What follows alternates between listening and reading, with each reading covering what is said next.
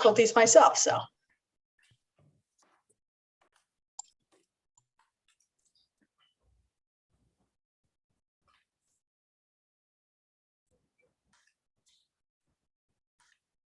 I mean, we're good to go. Yes. Sorry about all that. All right. At least we hope we're good to go.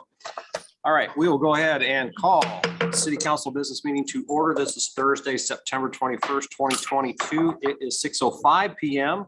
Lindsay, would you call roll? Councilmember Lester. Here. Baker. Here. Reva. Here. Cool. Here. Livingston. Here, Mayor Tom Phillips. I'm here as well. We have a full quorum, so we will move on. Item 2 is Pledge of Allegiance. Would you please rise and say the Pledge of Allegiance? Allegiance to the flag of the United States of America and to the republic for which it stands, one nation, under God, indivisible, with liberty and justice for all. All right. Item 3 is approval of the agenda. Would anybody like to move any of the consent agenda items to the regular agenda? Hearing none, can I get a motion to approve the agenda? motion, Second. Got a motion and a second by Cool. All those in favor, aye.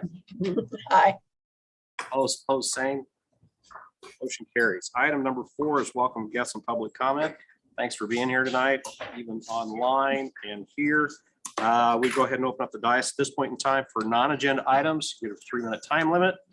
Can't take action on these tonight since they aren't on the agenda. Also, if you'd like to comment on any item in the consent agenda, now would be the time. All right. We can move on.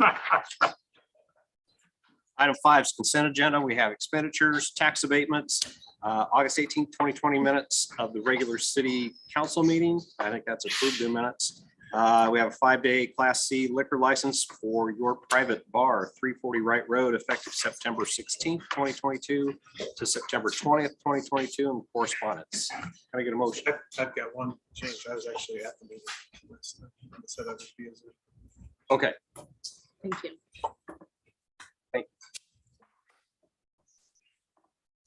It's 3 credit hours at least.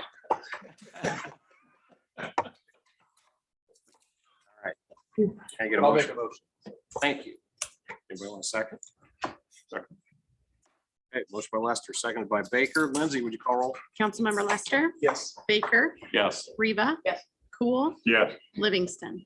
Yes, All right, motion carries. Item 6 is old and new business for consideration, discussion, and possible action. Item A is public hearing regarding a proposal to vacate a public storm sewer easement located adjacent to Marketplace Drive. So we'll open up the public hearing at 6:07 p.m. Luke Harris, I'm going to let you talk about this. Sure. So this is in the area of the Marketplace Townhomes project that we've approved. There were a couple storm sewer stub easements that outlet stormwater from Marketplace Drive across the undeveloped ground down to the detention basin to the east of the project. And so as part of the project, they'll accommodate that storm sewer and stormwater through their property, but they would like to vacate the easements because it's kind of over some of their building envelopes. So we'd recommend approval. Luke Nelson has a exhibit highlighting the easements if you'd like to see where they're at. They're kind of hard to see on the attached site plan. So. On the screen real quick. I'm going to ask Lindsay, do we have any, have we received any oral or written comments on this item? We have not. All right. Any other public comment? It's going to have this up pretty soon. Right, sorry, it's just running through a different app and it just. Yeah, Steve Mosley with Hubble Realty. Emily Harding is trying to get into the meeting. I don't know if you need to let her in.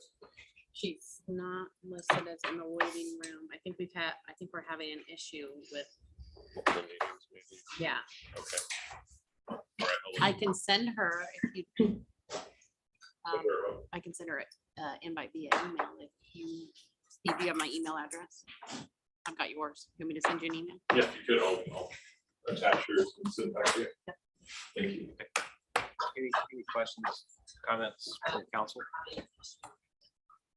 I can send it to Okay, you. so basically they want to move the easement so they can build buildings in that spot, right? Correct. And they're going to run a new one that'll be quite adequate. Yes, yeah. But outside the They have to envelope of it. move that, all the stormwater, plus the stormwater from their site back to that basin. It wouldn't be prudent to have buildings on top of an easement. No, No, prefer not. all right. That would be bad. All right, any other public comment? Hearing none, we'll go ahead and close the public hearing at 6:10 PM. Item 6B is a resolution approving the vacation of public storm sewer easement instrument number 2017-04862 adjacent to Marketplace Drive. So we just talked about this in the public hearing. Luke, you got anything to add? No, sir. Any comments or discussion, questions from council? Motion. Second. You go. Jim and Wayne, no issues with this. I do not know. I reviewed it. It's good. I'm good. I just wanted to ask that. All right, so motion by Cool, seconded by Livingston. Any further discussion? Hearing none. Lindsay, would you call roll? Councilmember Baker, Yes. Reba. Yes. Cool, Yeah. Livingston, Yes. Lester. Yes. All right, motion carries. Item 6C. Don't know, we'll get you going here, but is a resolution approving the site plan of Holland Point Plat 2. So this is the development south of the ridge, south of Beardsley. This plat's going to contain duplexes and quadplexes that are west of the current development. Luke, I'll let you take it from here. Sure. You hit a lot of it. Again, primarily townhome project, all townhome project, duplexes and fourplexes, as the mayor mentioned, 86 total units, 9 duplexes, 17 fourplexes. Road wise, it is an extension of Waller Avenue, which was approved in Plat 1. And then new streets, Rivera and Garland Avenue, and then a new connection to Beardsley Street, which is Bryson Drive. And that will be the farthest west connection into Holland Point. So then there'll now be 2 access points onto Beardsley for the development. Also includes the trail extension on the south of the development from east to west from Plat 1. That's pretty much the gist of it. Happy to answer any questions. Questions? Where does Bryson pop out on? Here's what's across the street from it. Boy, 1,400 feet east of the intersection of the highway, so there's nothing across the street from it. yes, The yes. closest, Where there's Closest work going is- on right now, you see there's been a water main cut. Is that the dirt path? It's just a dirt road right now? Yeah. Dirt road. Yes, yes. They've not closest thing painted to yet. T-box, right? Yes. Anything else? Yeah, so Waller Avenue is public. Is Garland Avenue public? I believe they are all public. Okay, thank you. Yeah, that's a good thing. So we're seeing fourplexes, is that what most of the things are in the diagram? I was trying to look at it. And the duplex homes are kind of on the east end of that? Is that Correct. Yep, what I'm they're, seeing? the duplexes are on the east end of Waller and on the east side of Rivera on the north, that north-south part of Rivera, and then just kind of turning a little bit onto Garland. Okay, so this development that you're asking for approval only will go as, right now, as far as that north-south street. The Garland Avenue? Yeah. Yes, yeah. The north of that ends up being Beardsley Street, so. Yeah, and east of it is the area adjacent to the park. There'll be a little bit Or more west. development east, West or yeah, of it. yeah, I was with you. Sorry. As you go west, there'll be a little bit more development space before you hit the park. So there'll be one more development come. That's where that kind of U or C-shaped loop road was in the preliminary plat. Okay, so I couldn't hear all of what, it's hard when Ed and Dave don't talk on the microphone, it's hard to hear. So I apologize if I repeat something, but is Garland Avenue going to extend across Bryson at some point? Yes. Okay, and is Rivera Street going to extend anywhere? No, it's just the one section. All right, I don't understand why they're named 2 different things, but whatever. in the original diagram, when you're here, you can talk about that. But I think it was a U shape that fed back to those two intersections, right? Right. That's why they're going through. Is that, am I remembering that right? Yeah, Steve Mosley, Hubble Realty, 6900 Westtown Parkway. Yeah, the layout, I think we had to have separate street names for north, south and east, west street sections. So that's why I think we had to have a separate name for those. But what you're seeing in the site plan drawing tonight for approval is what was approved. Am I correct, Luke, with the plat?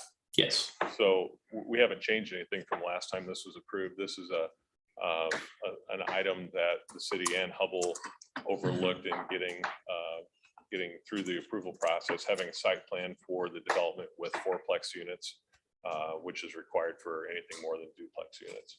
So we haven't really changed anything from last time this was approved in the plat. We just wanted to get approval to check the box with the city tonight. I'd imagine the market's been pretty good for these. You guys been building them, right? Am I understanding that? Exactly. No, and the forestry units on the northeast corner around that detention wet pond, those are some of our most popular units that we sell, and we're excited to get those in the ground. Other questions, comments? Hearing none, can I get a motion to approve the resolution as presented? Motion. I'll do motion by Cool, seconded by Baker. Any further discussion? Hearing none, Lindsay, would you call roll? Councilmember Reba, Yes. Cool, Yes. Livingston, Yes. Lester, Yes. Baker. Yes. All right, motion carries. Item 6D. See you, Steve. Resolution approving the radio replacement request for the fire department. So the fire department needs to replace the radios. I think they've gotten 11 years out of these radios. That's all. The department's done a great job of taking care of them since the life of radios using 7 to 10 years, right? Right. I also think we're going to take some of the radios and repurpose them for public works, community development, and possibly park and rec, right? Correct. All right, I'll let you take it over. So I'm bringing the project for consideration today, basically as outlined in the agenda statement. As Mayor indicated, there was some additional things that we had discussed that wasn't in the agenda statement, like the repurposing of our current radios. We had identified in our tornado after action review that Public Works could use a few more, buildings could use some, potentially Parks and Rec. So we were first going to see if the other city departments had use for them. We'd reallocate them. We could potentially look at the schools. If there's any left over of that, we'll dispose them on gov deals. They're coming to about $500 to $1,000 a piece. So they're not worth a lot in that value, but they would be worth more to other departments, school and that sort of thing. Same with the mobiles. We could look to the other departments to see if there was use. Something that I did think was interesting is that when we bought these radios 10 years ago, we did have to buy dual band, so they were more expensive. The dual band was because we had to be able to communicate with Warren County, and we don't have to accommodate that anymore. So there was a little bit of a savings there. Plus back then it was only a 20% discount through Motorola. Motorola is currently offering a 50% discount. So the cost of those radios 10 years ago was $167,000. Today's $173,000. So I think that was pretty interesting over a 10-year Only span. $5,000 each. Yeah. Great. I just expected to be the cost increase to be a little bit different, but it was because of the not being dual banded and the discount. So I just think that because of the need, the timing of the upgrade with Westcom, it would be an opportunity for us to move forward with the project sooner than later. I think it's a good idea to do it now because you don't know the availability in the future. Right. Which is really my only question for you is what kind of assurances has they given us that they can fill our order? You know, Chad Gappa is online with us right now. Here's our sales rep. He's telling us, what does it say in the agenda statement? 60 to 120 days. They said they're pretty available now. But you know, things change daily. I did want to add with this too, that PD is also going to be looking for a radio upgrade. Ours is just a little bit more necessary than theirs, because when we bought our radios, it was to accommodate Warren County. They didn't have to make that accommodation. So they will be looking for a radio upgrade in the near future as well. Correct. Thank you for repurposing that. That's great. Yeah.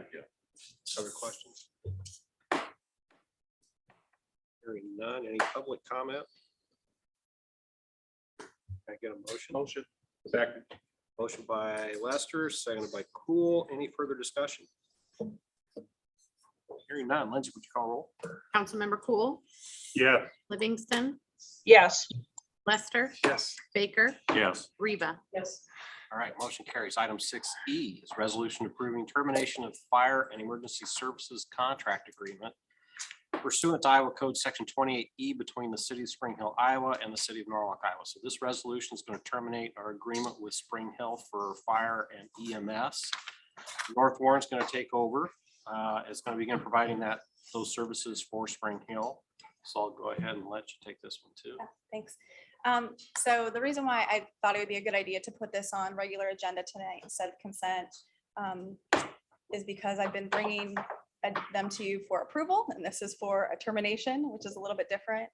When I was appointed to this position, I was tasked with reevaluating our mutual aid, contractual services and that kind of stuff. I thought this was a good opportunity to kind of show council. I think we've talked before. I've learned a lot in this position in the past year. We've always talked about our fire district. So I thought it'd be a good opportunity to show you guys exactly what our fire district is, kind of in its entirety and how that comes about. So Luke has a map up right now. If you can see the area that is in the jagged area. Is that the right one, Luke? Yeah. You sent me two. Let me open this other one to see if that. So essentially, we hold contracts, the townships and cities are like, that's the one. There you go. No, thank you. So townships and cities are required to have fire coverage. They are not required to have EMS. That's by Iowa code. That's been a recent push, is to make EMS an essential service. It is on the books, but every county has to put that in place. It's not in place for Warner County yet. So if the township, cities, if they don't have a fire department, it's their responsibility to reach out to a neighboring department to have a contract in place to provide those services. So what we currently hold a contract for is all of that green area that's square. The light green area is Lynn Township. So that's the township that we live in, that the majority of Norwalk is in. We have a contract with Lynn Township. Is that you, Luke, making that? Okay. You see the dotted line there, the dotted black line, that's the city of Norwalk. It is mostly Lynn Township, but it does have Greenfield Township off to the right. So that's our city limits. The red area to the left or to the west, that's the city of Cumming.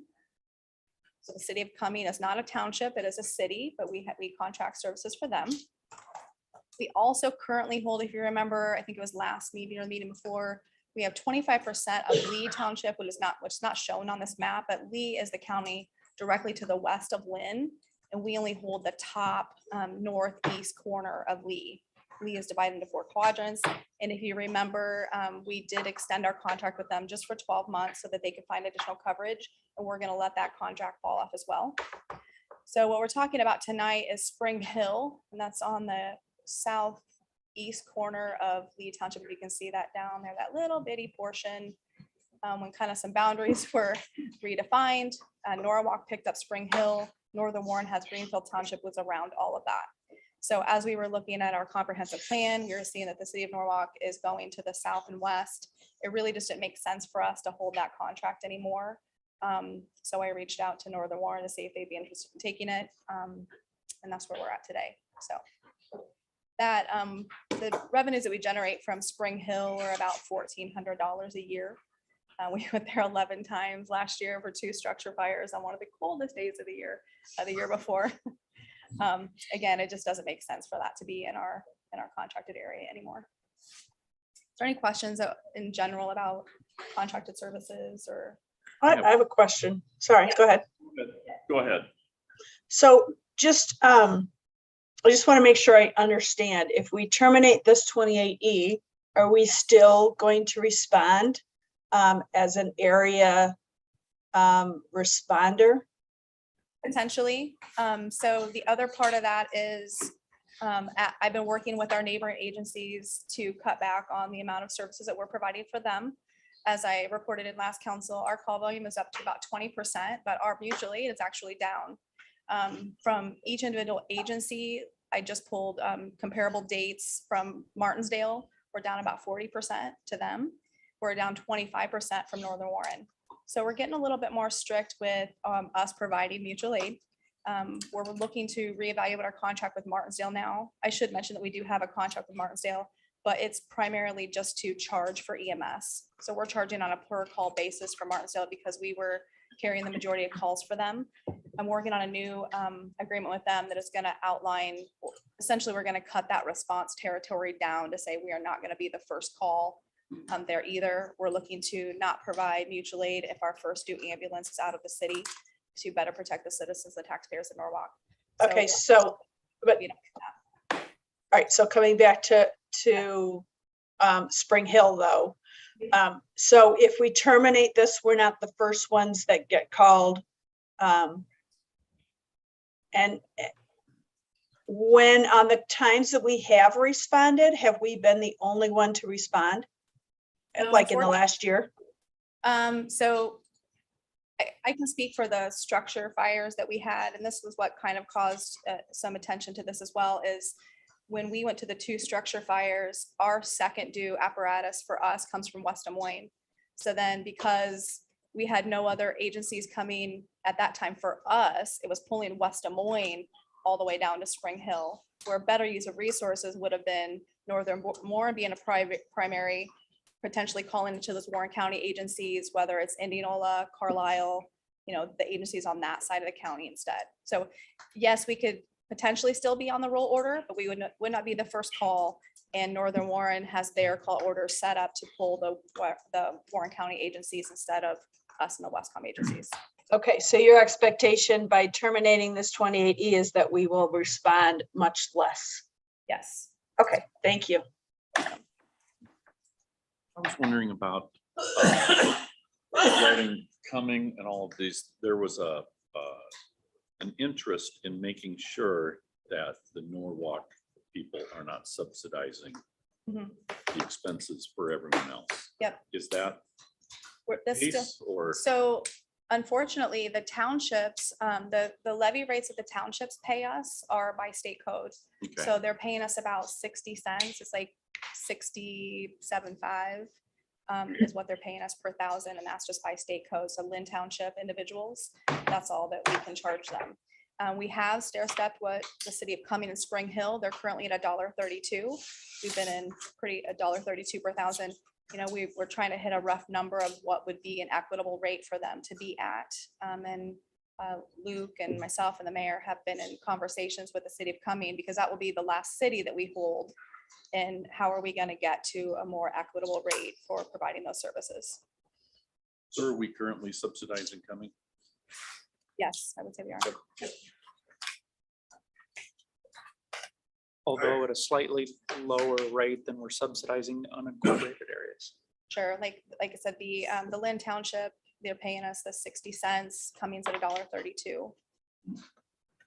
And that's just because of state code. I appreciate your approach. I really do appreciate the change in approach and it's moving us in the right direction. I wonder though, I'm not an attorney, but I wonder though, just because the state allows a certain levy for a certain purpose, whether or not that limits us, because they could take it out of general fund tax. Yeah, so I've reached out to other fire departments, other fire chiefs saying, what are you doing? Most everybody accepts the state levy rate. There's a new code that went through recently, Lindsay, about doing fire districts that would allow some additional funding. It's really, really new on the book, so I haven't had a chance to look at that yet, but it was either something per capita or there was some additional funding opportunities there. Is But that in consideration or going to be under consideration by the state or? what's I the believe status? it just went through. Like I was said, it's passed. really new. It's about the fire Second of July, districts, yep. July. Which one is for the EMS, the additional So- dollar? Yeah, so they did pass the EMS and essential service that would allow for an additional $1. But that has to be passed at the county levels. Not hardly any, I don't know of anybody that's doing it in the state right now. They all wanted the state put it through, but then it was up to the counties to put that through individually.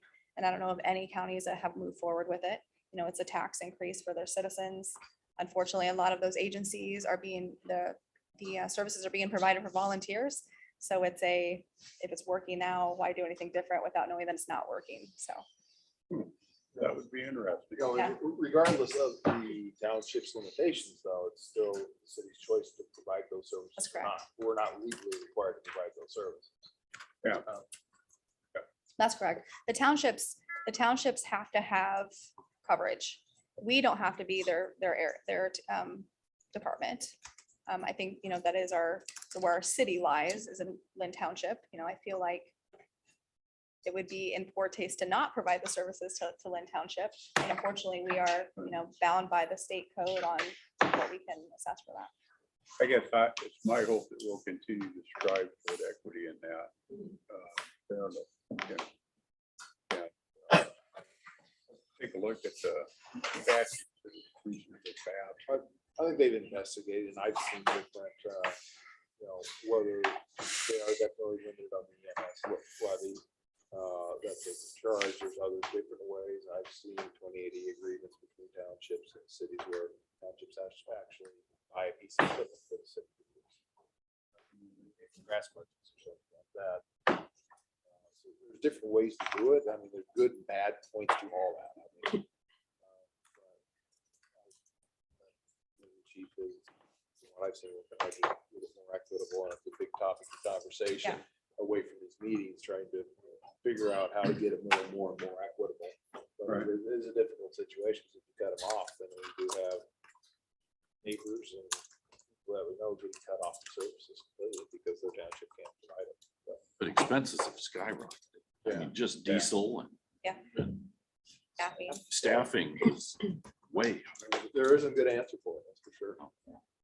And again, I think that we know, city staff and myself know that where we're trying to head with this and terminating this contract, terminating Lee Township at 25%, like, this is good faith effort for you guys. Like, we are trying to reduce our service territory to get more in line with being equitable with the city of Cumming and the areas that we're servicing currently, that by cutting off the areas that maybe are just inappropriate for us to be doing at this time.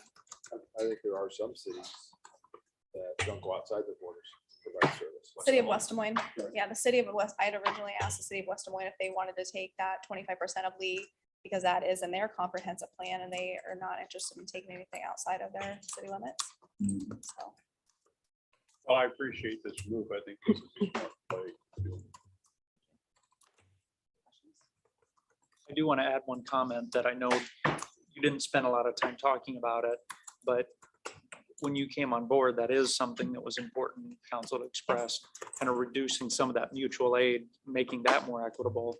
And you have made significant process. I know you spent a lot of time talking with those other agencies with a positive end result. So we still have a ways to go, but you've made a lot of progress. We're baby stepping it, but I've had a lot of difficult conversations with our neighboring departments about our desire to not subsidize their services anymore, and how can we help you stand your own agencies up. So there's been a lot of behind the scenes work. So.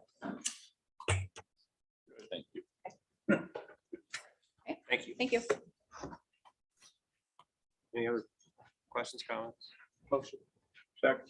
Motion by Lester, second by Cool. Any further discussion? Lindsay, would you call roll? Councilmember Livingston, Yes. Lester, Yes. Baker, Yes. Reba. Yes. Cool. Yes. All right, motion carries. Item 7F. Resolution authorizing the mayor to execute a contract with Bluestone Engineering for study services involving upgrades to the public safety building HVAC system. So HVAC at public safety is in pretty bad shape. This resolution bring in Bluestone Engineering to evaluate and plan out the upgrades for the public safety building HVAC system. So as you probably are aware, the police section of the building is 20 years old. 21 actually, and the fire section is 15-ish years old. The air conditioning units on the fire side are at end of life and need to be replaced. The air conditioning and heating units on the police side were installed about 7 years ago and have never functioned 100% correctly. When they were installed 7 years ago, we had a problem of coldness on the west side of the police building. It would be 55 degrees in the officers and sergeant's office in the winter. And everything was just hunky-dory fine on the administration side. Then we replaced the rooftop units and everything got hunky-dory fine on the sergeants and the officers side. And it got really, really humid on the administrative side, like 80% humidity in the summer.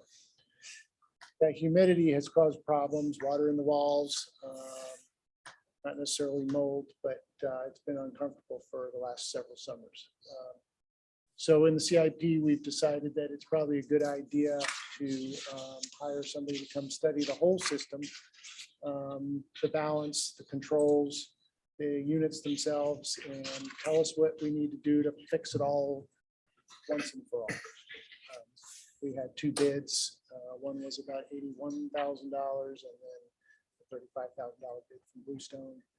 We compared the two, had Public Works compared the two, and the Bluestone one was about the same work as the other contract proposal. So we've chosen to go with that.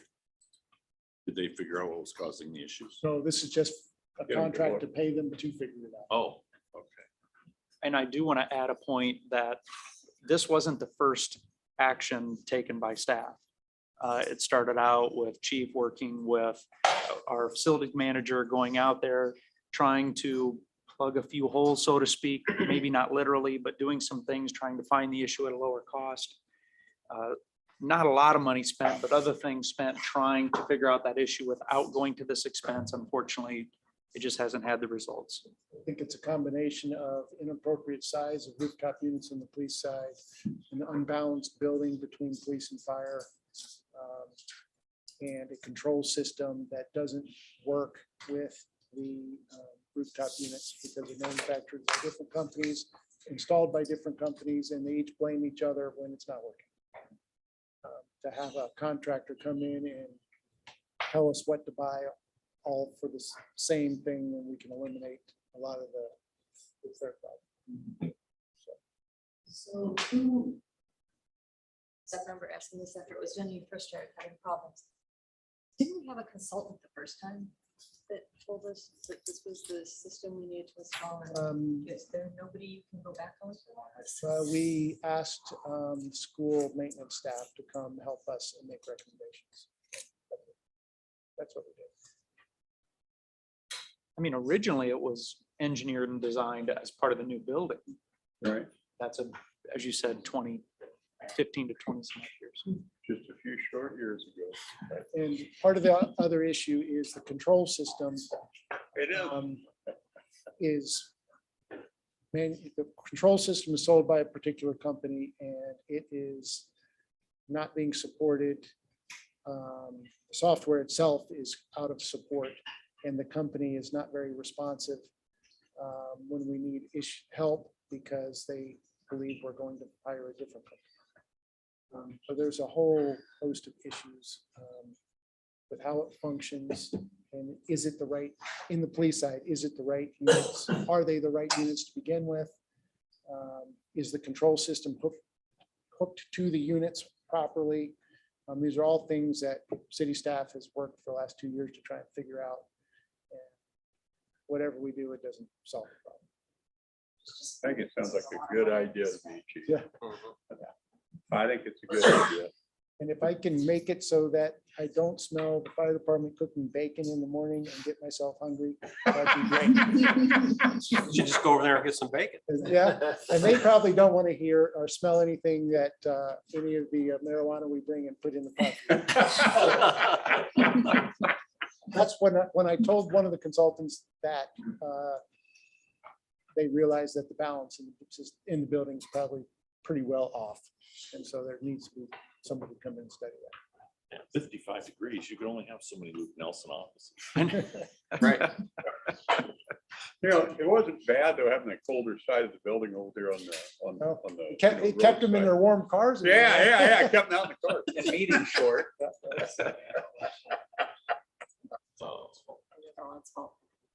And then Just an accounting question, I guess. This is for the entire public safety building, so it will be coming part out of fire department and out of police. So it's all out of the CIP.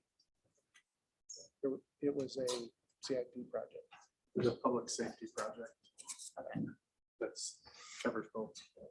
And we feel like even though the fire department units are old and just need to be replaced, I don't want them to have to go through what we've gone through, so I want the whole thing studied all at once. It's all, yeah, it's all connected, so you, that's a good idea. I mean, that's part of the problem that set the thing up, but that's not here and there, it's water under the bridge. Right. But you got two different buildings coming together, at two different times and different vendors. Right. Yeah. Lesson for Other questions? Any public comment? I can't believe you're so quiet tonight. Can I get a motion? Motion. Okay, so I got a motion, a second from Baker and Cool. Then it's what? Oh, okay. I thought maybe we It both said. it happened at the same time. Sorry. I heard motion second. Got it. So, I don't know. Lindsay, would you call roll? Councilmember Lester, Yes. Baker, Yes. Reba, Yes. Cool, Yeah. Livingston. Yes. All right, motion carries. Item 6G. It's a resolution approving an extended parking waiver agreement for Windsor Windows and Doors. So our original agreement with Windsor Windows indicates that they're going to pave their parking lot, but they have some plans for expansion of the facility, and with the recovery from the tornado pandemic and the current state of the economy, they'd like an extension on the paving for 3 years so that they can plan out hopefully their expansion. Luke, I'll turn it over to you. That hit most of it. That the image on the screen, the left side is north, so you can get an idea where it's at. The current gravel area is an expansion of their loading dock area on the northwest side of the facility. So it would be an area that would end up being paved and building expansion at some point in the future. So as you noted, they've requested an extension of that parking waiver. We originally approved that back in 2020 for 2 years. So that is up this November. Questions? So at the end of 3 years, it will be paved, or it will have a building on it or something. It's not like they're going to say 3 years is up and now we have to, do it, right? It's going to be done.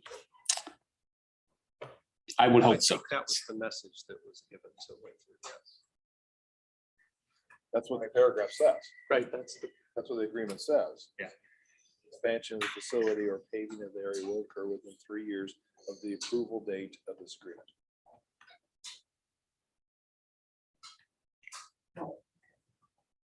The expansion is going to go on that though, right? Can they expand anywhere and not pave this? The expansion is going to go right there. Right? I don't believe the actual physical building goes on top of that, but the site work that they have to do would disturb that area if they paved it. But they just have to tear it out again. Yes. Or, okay, so they could expand and technically not pave because you keep them in other or, either or. That's what I was.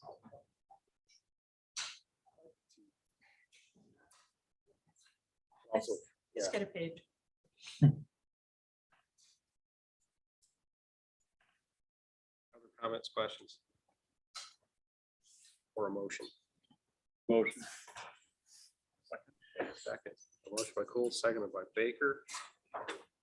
Lindsay, would you call roll? Councilmember Baker, Yes. Reba, Yes. Cool, Yes. Livingston, Yes. Lester. Yes. All right, motion carries. Item 6H, final reading of an ordinance amending the official zoning map of the city of Norwalk, Iowa by rezoning 1010 Sunset Drive to C3 Highway Service Commercial. This is where Norwalk Tire and Auto used to be located. We're changing zoning there to better reflect the business that has been in there and is going to be in there in the near future. Luke, anything to add? No, sir. All right, any discussion? Can I get a motion? Motion? Second. Motion by Baker, seconded by Cool. Any further discussion? Hearing none. Lindsay, would you call roll? Councilmember Riva, No. Cool, Yes. Livingston, Yes. Lester, No. Baker. Yes. All right, motion carries. Item 7, council inquiries and staff updates. Jim.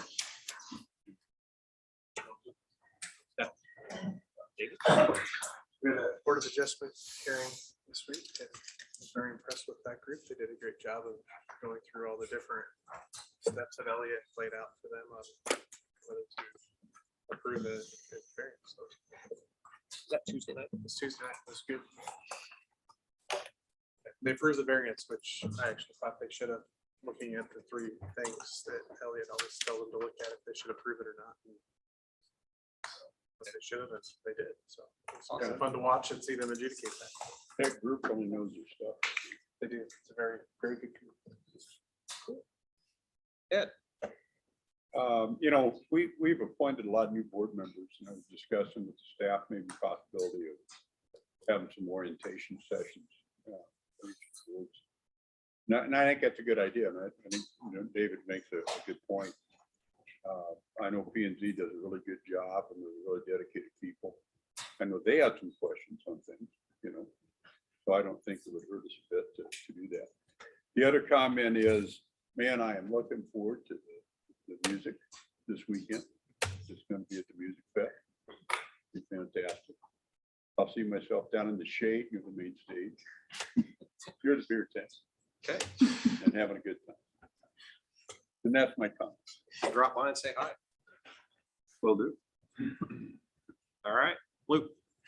Yes, we had a little bit of jump in permits from August or July to August. So we had 18 single family and townhome permits. Actually, they were all single family, 14 in July. So still a little bit slow from where we normally would be. Today, though, we had 13 turned in. So we'll see if that continues through September. Turned in today. Yes. 7 that were complete submittals, and then 6 that were missing information. So those won't go on the books for a couple days until we get everything from them. But so stuff's still chugging along, not quite as fast, but we'll see what September holds. We received a complaint of 115 dead and dying trees from the LVA. So we've sent a letter, or we're in the process of sending a letter out to those property owners, letting them know of their responsibility to take care of the said trees. We've dedicated some funds at the city to do abatement of nuisance trees, but not enough to kind of solve that large of an issue. So we still do have some trees we're abating right now. And basically what we're doing is, as we get individual complaints about specific trees, we'll go in and start that abatement process on those. Most of the trees that we've done so far this year, we've not had to step in and actually use the funds for. We've been able to work with those property owners to get them cleaned up just of their own accord. So our comp plan, we're still working on that. Got meetings set in the next week with department heads to go over the priorities and timing of all of our action steps. That's kind of the last thing we need to do. We sat down as a steering committee and went through a lot of those, and now I'm sitting down with the department heads to make sure that areas that they might be focused on are meeting up with their own kind of goals for department things. So once we have that done, then we'll be moving on to P&Z and council hearings and approvals. And then lastly, we had a job posting out for a new code enforcement position. We ended up having 17 applicants for that, so that was really good. And we've got 4 interviews scheduled, so we'll hopefully get that filled in the next week. You're getting back to dead and dying trees. Yes. Maybe I'm not remembering it correctly, but I thought that you had said too that you guys were kind of massaging the policy of how the city might deal with dead and dying trees. I know we've got an ordinance on. As far as, yeah, I mean, kind of just our own internal policy of how we would be working with folks as far as trying to compel them to get things done rather than just going straight abatement route because of the expense to the city to incur that abatement. Would it be helpful to you to have like a work session on it sometimes? to discuss it or? I'd say, I think only if the council, if we're not taking care of trees in a way that the council wants us to, then yeah, I'd say we should have a work session on it, but I guess that's a question to you all if you want to. The only reason I would bring that up for thought, Mayor, is just that it's gonna be an overwhelming number of trees. And it's gonna get bigger, not smaller. And the other point of it is that we have a finite number of dollars. And I guess I don't know the thoughts of the other council members. And you know, maybe things are going perfect. I don't know. But I was thinking of maybe a priority of effort, how we marshal those dollars, kind of circumstances to go toward. And maybe that's already what is being done. I mean, Yeah, we've had some discussions as All far right. as, you know, like things that are in the right of way are probably gonna get that are potential dangers. Okay, good, good. Are All right. probably gonna be a priority, right? And certainly things that are on city property, I believe, you know, parks would deal with whatever parks had with dying trees. And if there were happen to be trees that were in the right of way that were city owned responsible trees, we would deal with those as well. But most of what the ash trees that we're dealing with for the most part are private property trees. So yeah. But some are Alrighty, good. Some of them are close to the right of way and have the potential of. Right. You know, it depends on if they pose a danger. And, Yeah. Yeah. Okay, good. And I'm I with just, you, okay. and Ed, I want to make sure it's clear, just so anybody that happens to be watching this or looking into it, any dollars that we as a city expend to take down a tree on private property gets assessed or billed to that property. That's Yeah, still that's their good. Yeah, financial there are no responsibility. freebies. Yes. Right. We just have to, it's a cash flow issue of Right. us covering the initial cost of that. And I think that's what is the main concern, right? Right. Because it's such a large number and I mean, you know, I understand trying to shift responsibility to the city because you've got an ordinance on it. LPA also has authority to direct those trees be removed by the homeowners because of our association memberships. So there's a lot of different ways to approach it. But anyway, I appreciate it. Thanks for your comments. But I think it is a massive issue. And we met on this earlier this week.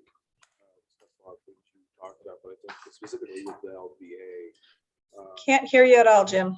Oh, sorry, Jackie. Especially with the LVA complaint, it was frankly, it was so voluminous. The city hasn't gone out and investigated each one of those trees. I don't think the city probably will go out and investigate each one of those trees. It's because we were hesitant in becoming, you know, the enforcement arm of the LVA. And so I think there are priorities, but there's priorities all over the city, not just necessarily out in Lakewood. It's all over the city. And I think that's where our discussions were going. It's like, okay, yeah, right away and parks should be number one, and things that trees that endanger the public should probably going to be number two. Those would be the priorities, but you know, a dead tree in someone's backyard could take an awful long time before the city has the resources or the manpower to address something that really isn't a danger to the public. Right. Yeah, I'm good with that. Good. Thank you. The LVA is its own association. They should be working on it before we would have to be involved. Well, they can. That was my point. Yeah, they have that. So I mean, it would not be a priority for us is what my statement is. Yeah. Well, It would yeah, almost no be more less than any of a other, priority. no more than any other place. Right. Maybe less. That's my point. Yeah. Because they have their own association. Yeah, because they have their own handle it. association deal with. Right, that's what that's all. All right. Carrie. You know, I will just kind of piggyback on something Luke Paris mentioned about the code enforcement officer position that's been open. We have several job openings or positions in different steps in the hiring process, but we're seeing a lot more applicants than we were a year ago. So that's pretty exciting. I know the two ED positions that we have open, one of them has 20 plus applicants and the other one has maybe 12 or 13 so far. So that's, again, last year when we were having job postings, sometimes we're only getting 4 or 5 applicants. So Good. I don't know if it's, could be partially the increase in wages that we had recently. Changes in the economy, I'm not sure, but either way, we're getting more applicants, so. I think it's just because they're so doggone good looking. Well, that's all I have, Mary. Okay, thank you. Yeah. On that note, Tony, Nothing additional here, Mayor. Thanks. Wayne, Contractor on the North Avenue project, they continue to make progress when they can. As you know, I've told you there's been problems with utility conflicts. Still delays with those. There's been a utility relocate occurring the last few days. Once we're close to getting this sub drain put in and paving occurring on this north half, that hopefully that'll be done here in the next week or two. I got a new schedule today. He's hoping to have all the concrete done by the last week in November. That's when we originally had scheduled the whole project to be complete, but right now we're shooting to have all the lanes open by the end of November. There might be some median work or sidewalk work yet to occur after that, but at least we'd have the pavement opened up. That's it. great, thank you. Chief? First of all, I'd like to thank council for the approval of the radio project. My staff and I really appreciate your support on that. We held a hiring for the position that was vacated for our individual that went to Des Moines on Monday. And I'm excited to announce that we offered and was accepted by our current part-time employee, Carrie Davis. It's going to fill that position. So she is going to start full-time on September 12th and goes to shift on October 3rd. So that was an exciting hire for us. I will not be here next council meeting. I'm headed to the National Fire Academy for a 6-day residential course in Emmitsburg, Maryland. It's a command and control class. Nice, Yeah, all it's right. command, so that's exciting for me. And personally, I wanted to share that my daughter, Alana, was named the head wrestling coach for the women's program that is there in the inaugural season this year at the high school. So that's pretty exciting. Cool. Yeah. All right. Thanks. Chief? Yesterday, all the officers completed their second full day of active threat training. So everybody in the building has had 2 days of active threat training with new ideas, better tactics. We're as prepared as we're going to be. And now that we have done this with other departments and then also by ourselves, we've specifically Officer Fry and Officer Haller and Sergeant Reed have figured out how we can do it ourselves way more frequently because those skills are perishable, and we'll be able to maintain them much better than we could have last year. So it's exciting to know that a small department our size, with the support we get from the community and the council at school, has the ability to maintain those skills in a manner that's appropriate. Good, yeah, great. That's all. Thanks. Jean? We're glad to have the kids back in school, and we've also started up our fall program. So getting lots of folks in the door for that. We do have a part-time library circulation assistant position open. So if you know of anyone who is interested in 12 to 15 hours of work at the library a week, that would be great to send them our way. And the assistant director, Annette Clark, and myself will be out of town same time that Chief Porter is gone. We are going to the conference for the Association for Rural and Small Libraries, and that will be in Chattanooga. So I'll miss you guys next time. All right. Rob? Soccer and all of our after-school programming are in full swing, so everything is really busy up at the complex, and supervisors are transitioning from summer programming to all the fall and winter stuff. The parks guys have been out at Elizabeth Holland Park doing prairie cleanup, so mowing down the prairie. Dakota does that twice a year. So they're out there doing that. And then Serenity Woods, NRCS has had some contractors out there already started on the wetland restoration. They've done a lot of the brush cleanup in the area where they're doing the restoration. They've also cleaned up a lot of the fence line. And they have they're gonna have a roll off out there because there's a lot of metal that they have to remove from the site.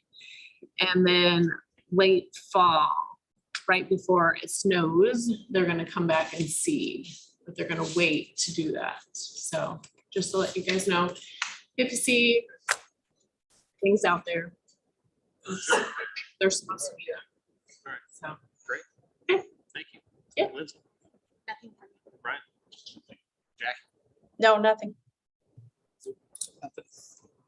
Okay. Just remind, as Ed said, Sunday, Norwalk Music Fest. Should be a good time. And then Saturday, September 10th, 9 o'clock, right here in City Hall, we have community chat. So with that, I would entertain a motion to adjourn. Motion by Cool, seconded by Baker. All those in favor? Aye. Same. We're adjourned at 7 o'clock. Great. All right. Yeah.